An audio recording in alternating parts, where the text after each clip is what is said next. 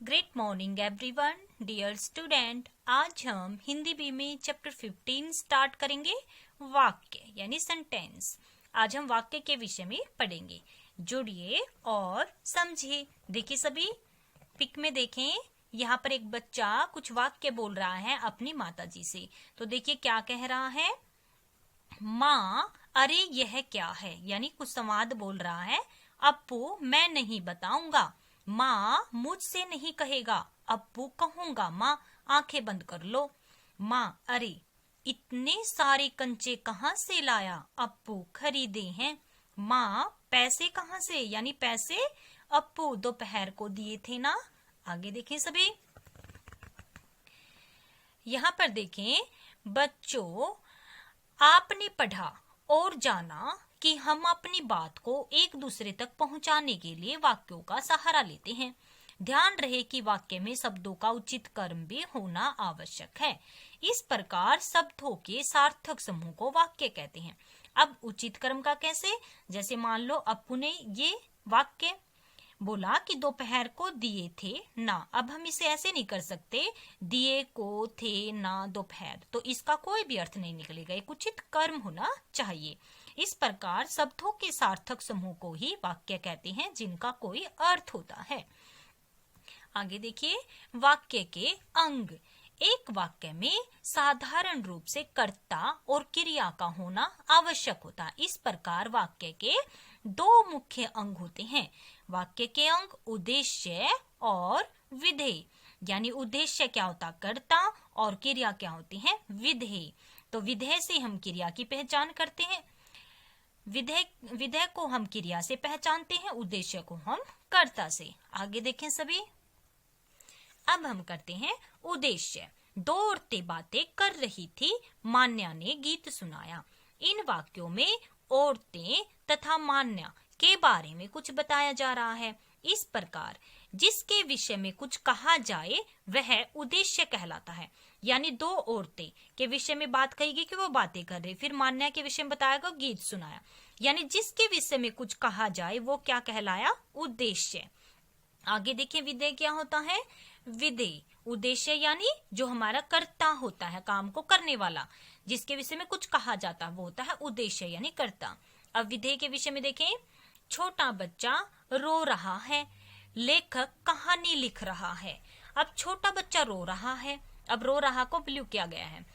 यहाँ पर जो ये डार्क हुआ है, रो रहा है, क्या है, विधेय है, जो कि क्रिया है, और क्रिया से ही हमें पता चल रहा है ये विधेय है। ठीक है, लेखक कहानी लिख रहा है, कहानी लिख रहा है क्या है, विधेय है। तो उद्देश्य को छोड़कर बाकी जो आपका वाक्य होता है वो क्या कहलाता है, विधेय। यानी ये जो लेखक है इसके विषय में क्या कहा गया कि वह कहानी लिख रहा है। छोटा बच्चा जो कि उद्देश्य था, इसके विषय में क्या कहा गया कि वो रो रहा है। तो देखिए, इन वाक्यों में उद्देश्य के विषय में जो कुछ कहा जा रहा है, देखो यहाँ भी उद्देश्य के विषय में कहा गया, यहाँ भी बच्चा के विषय में रो रहा है तथा लेखक के विषय में कहा गया कि कहानी लिख रहा है, ये ही क्या है, विधेय है। इस प्रकार उद्देश्य के विषय में जो कुछ कहा जाए, उद्देश्य के विषय में कहा गया, ठीक है, जो कुछ कहा जाए उसे विधेय कहते हैं। अब कुछ विशेष बातें देखें। वाक्य सार्थक शब्दों का समूह है। उद्देश्य तथा विधेय वाक्य के दो अंग हैं।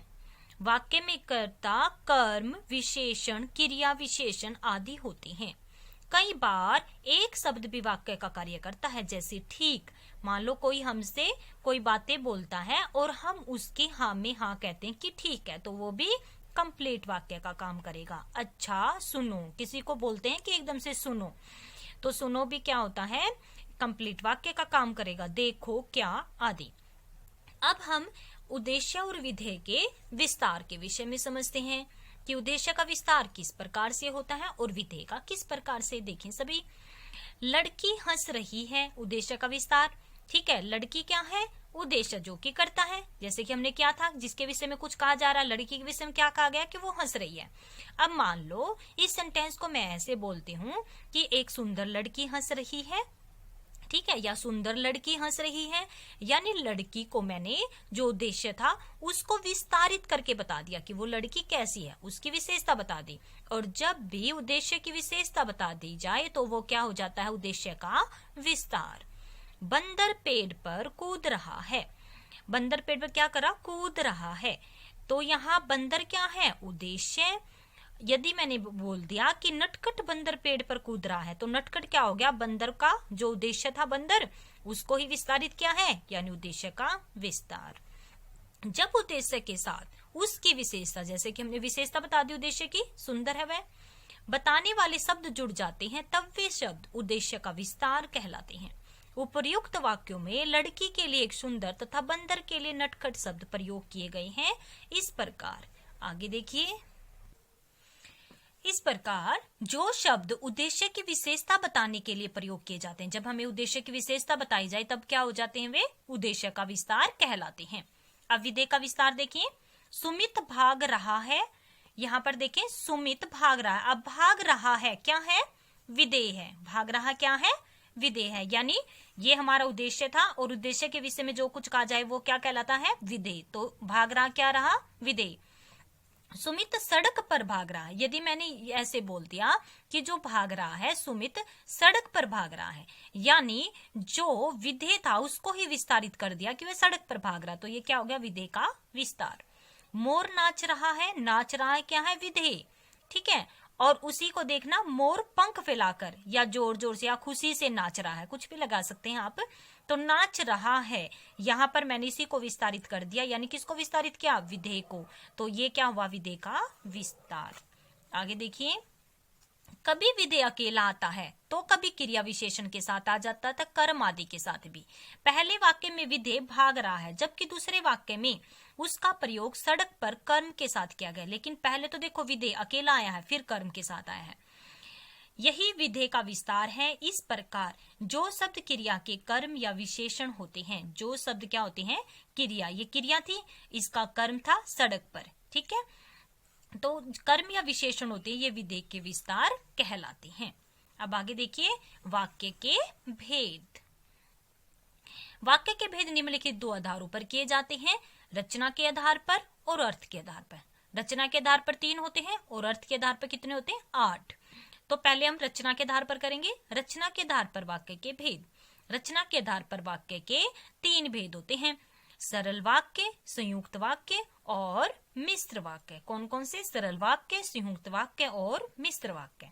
आगे कल हम सरल वाक्य, संयुक्त वाक्य और मिश्र वाक्य को अच्छे से समझेंगे।